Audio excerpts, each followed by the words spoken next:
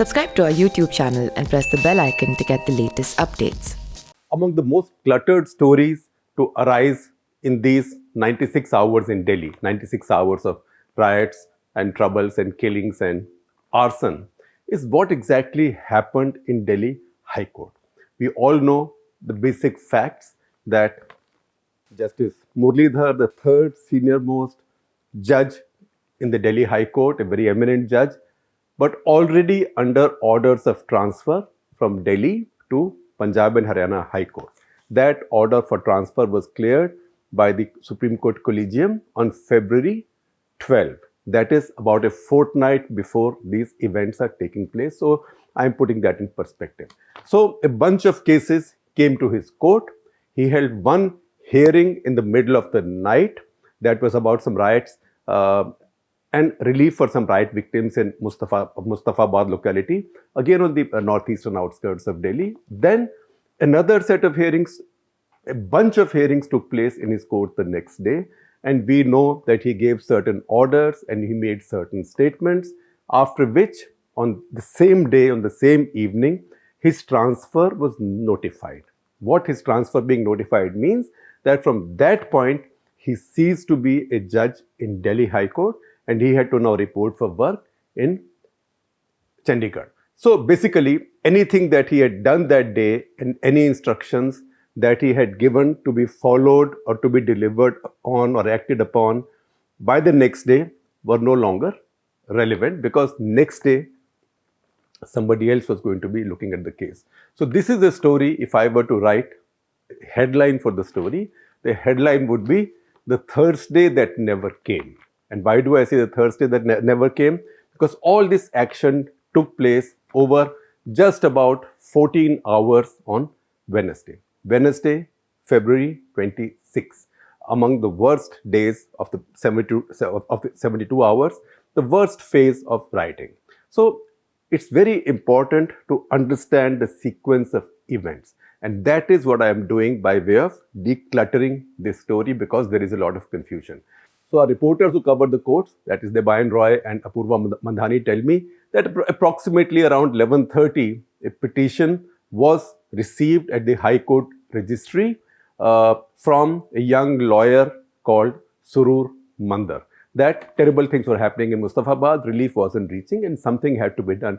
Now, usually that is not the time at which registries accept petitions or action on them, but in situations which are seen as emergencies, they do so.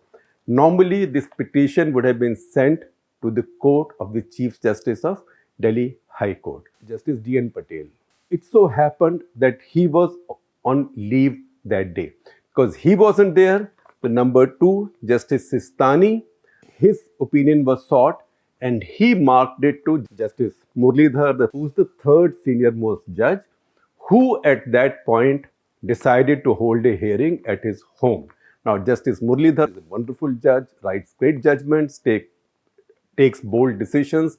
Remember, he's the one who upheld the conviction of Sajjan Kumar in the Delhi anti-Sikh riots case, anti-Sikh killings case of 1984, and also who upheld the conviction of policemen charged with the mass murder of Muslims in Hashimpura massacre earlier in the communal riot. So he decided to hold a hearing at 12:30 at his home. Now you are on the key day. This is Wednesday. This is Wednesday, 26th of February.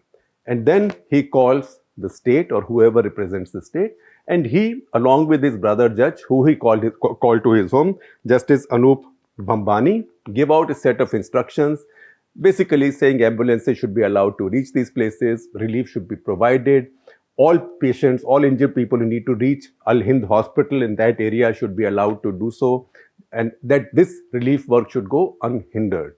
And then once these instructions are given around 1:30 a.m., he posts this case for further hearings or review for the next day at 2:15 p.m. It's like, once again, patients being wheeled into the emergency ward of a hospital, immediate care being given to the patients to make sure that patients are safe or alive till the next day.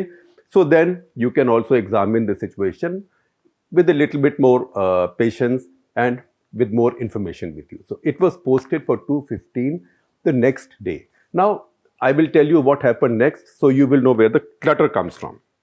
So while this is waiting to be heard at 2:15 the next day, that's still Wednesday. So in fact, I'm wrong to say the next day, the same day.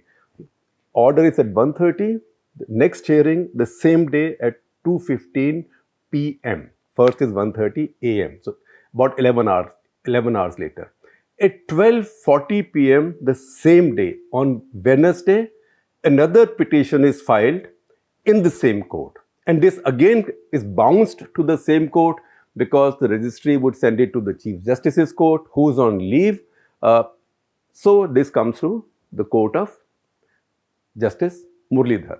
Now that says, among many things, the key things that petition demands: one, an independent court-monitored inquiry into the riots; two, registration of FIRs against all those who the petitioners say have delivered hate speeches. That's the usual suspects: Kapil Mishra, Anurag Thakur, Pravesh Verma, and whoever else. And the police and the state are summoned. The police says, we haven't heard any of these speeches. Then the judge gets furious, and the judge says, under the watch of this judge, 1984 will not be repeated in Delhi. And he says, if you haven't heard those speeches, I will make sure that you hear them. Kapil Mishra's speech is played out in the court. Now, this goes on for some time, obviously, because it began at 12:40. Then judges, petitioners, lawyers also have to have lunch. So the court adjourned for lunch and posted this case for a little later in the afternoon. And as they returned from obviously a quick lunch at 2:15, 2:30, the case from earlier hours of the same day. I'm careful not to say the previous night because that will take you back to Feb 25. So the case from the earlier hours of the same day, that is Surur Mandar's case, came up, and there again the judge issued a bunch of instructions. And then Harsh Mandar's case came up, and he again issued a bunch of instructions. And also, he did not order Delhi police to register these FIRs against these people, but he said, listen to these speeches, come back to me with a conscious decision on whether you are registering these FIRs or not. And if not, conscious decision means when a judge says so. If not, then you have to come and explain why not. Now, that is the evening. So these two cases are going on sort of simultaneously, all in a period of about 13 to 14 hours, through which people have slept, people have had 2 meals, and issued these instructions. All this has happened quite dramatically. It's like a T20 of judicial practice. While this is going on, you can see that obviously the government's gotten very worried, because if these FIRs are registered, these will be all against key BJP people in Delhi. And there will be other consequences. So what happens? Because Justice Muralidhar has already been transferred, but his transfer has not been notified. Until it's notified, this is Bharat Sarkar, he can continue working, he should continue working where he is. So the same night, around 9 o'clock, we estimate, Government of India notified his transfer, which means his job as a judge, as a member of the Delhi High Court bench then ended.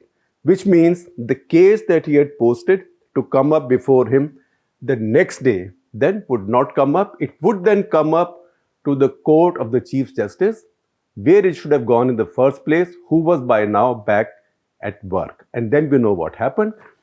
Justice Muralidhar's bench, Muralidhar and Talwant Singh in this case. Early hours of the morning, he had called Justice Anup Bhambani to be his junior, the second judge. Now, Justice Talwant Singh. Those instructions didn't matter. They had given the police 24 hours to come back.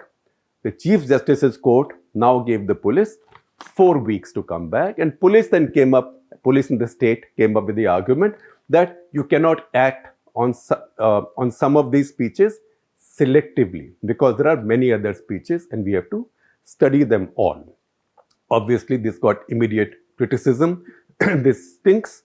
Soli Sorabji called it stupid.